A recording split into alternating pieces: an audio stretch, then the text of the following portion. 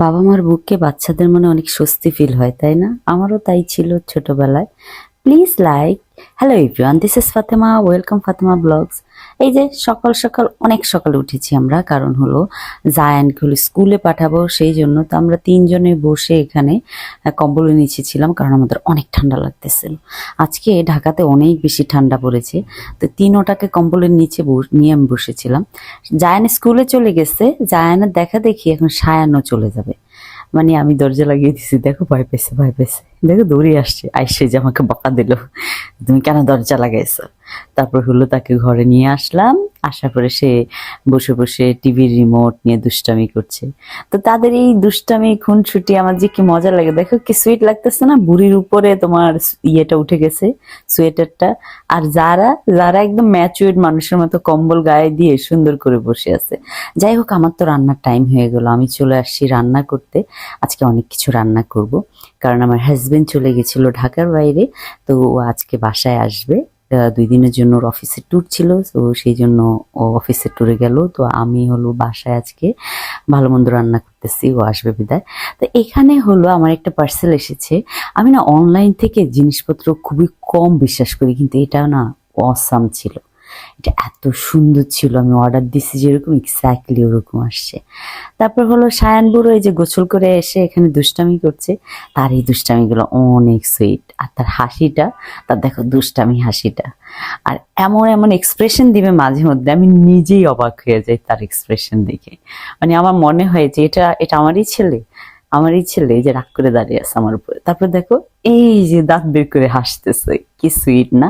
আর আমার মেয়েটা সব সময় চুপচাপ করে কিছু না কিছু একটা করবে, কিন্তু কাউকে বুঝতে দিবে না। আচ্ছা, সে এখানে কান্না করছে কারণ তার হাতে থেকে আমি টিভির রিমোট সরাইছি, সেই জন্য। তো এখানে জায়ান বুড়ো চলে আসলো স্কুল থেকে, এই যে আমার কলিজা বাচ্চা।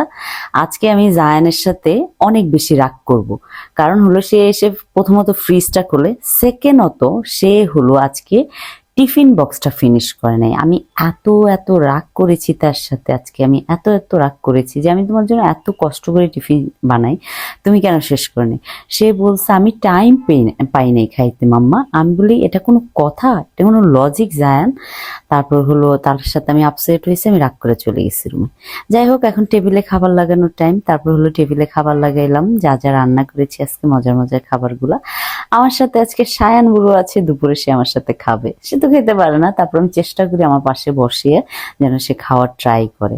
আর যারা বুড়ি মনে করো না ঘুমিয়ে গেছিল। তারপর আবার আমাদের বিকাল বেলায় অনেক বেশি ঠান্ডা লাগতেছিল, কারণ আমরা হলো শুভর জন্য ওয়েট করতেছিলাম, আমার হাজবেন্ডের জন্য। আর এখানে খেলতেছিলাম বাচ্চাদের সাথে। আমার না বাচ্চাদের সাথে খেলাটা এত মজা লাগে, আমার মনে হয় আমি নিজেও বাচ্চা হয়ে যাই তখন। বাচ্চাদের সাথে খেলতে হলে অবশ্যই আপনাকে বাচ্চা হইতে হবে, ওদের মেন্টালিটি বুঝতে হবে। এর মাঝখানে শুভ চলে আসে, আমরা তো দৌড়ে যাই, ওকে হলো ওয়েলকাম করলাম। আমি সায়ান যারা মানে দুইজনেই কোলে উঠবে, বুঝছো? মানে আমাকে যে একটু জড়িয়ে ধরবে বা আমাকে একটু হাগ করবে, কিছু বলবে, বলার টাইম নেই। মানে বাচ্চাদেরকে রাখতে রাখতে ওর অবস্থা খারাপ। যাই হোক, আমি যারাকে কোল থেকে নিলাম দেখে যারা তো এত কান্না। তারপর হলো আবার বাপের কাছে নিলাম, নিয়ে হলো আদর করলো মেয়েকে। মেয়ে তো খুশি।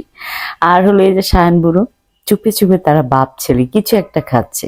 আমার থেকে লুকানোর জন্য পর্দার নিচে চলে গেছে তারা, পরে দেখলাম চুইংগাম খাচ্ছে। মানে কি ফানি, তাই না? আর বাপের সাথে ওদের টাইম গুলো অনেক বেশি ভালো যায়। আর শুভ মাঝে মধ্যে বাচ্চাদের সাথে বাচ্চামি করে, যেটা ভাল লাগে। যে লুকিয়ে আছে, আমি ডাকতেছি যত, আমার কোনো মানে ইয়েই নেই, পাত্তাই নেই। তাহলে দেখো আসছে। আর হলো আসার পরে হলো ওই যে সোফাতে একটু শুইলো, শোয়ার পরে এই যে দেখো মেয়ে আয়সা কাজ দিয়ে শুয়ে গল্প করছে বাপের সাথে। মানে কার্টুন দেখছে আর গল্প করছে। আর আরেকজন দেখো বাপরে একদম কোলের উপরে মাথার উপরে বইসা সে পাপার সাথে বসে বসে টিভি দেখছে। তো আলহামদুলিল্লাহ, আল্লাহর কাছে শুক্রিয়া। Thank you so much for watching my video.